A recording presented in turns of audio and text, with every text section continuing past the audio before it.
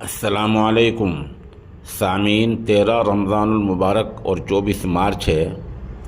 خبر کا عنوان ہے کشمیر میں علامہ محمد یامین دامت برکاتہم کا سندیش۔ موقع کی ویڈیو پیش خدمت ہے۔ چلو ریڈی سر۔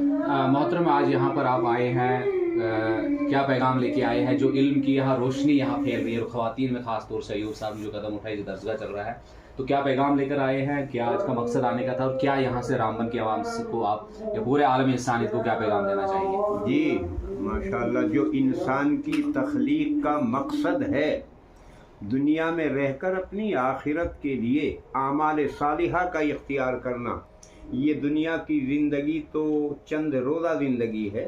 ہم اسی بات کو لے کر کے آئے ہیں کہ اسی میں آدمی مر کھپ کر نہ رہ جائے، بلکہ یہاں کے اعمال کا عوض و بدل ہمیں آخرت میں جنت کی صورت میں ملے۔ یہ اصل مقصد انسان کے آنے کا، یہی ہم پیغام دینے کے لیے آئے۔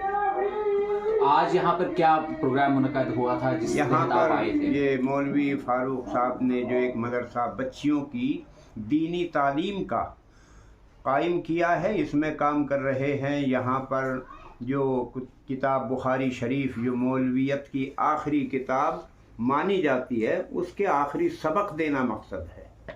بہت بہت شکریہ۔ سامعین، یہ لاجواب بیش بہا معجون ہے، طاقت کا خزانہ ہے۔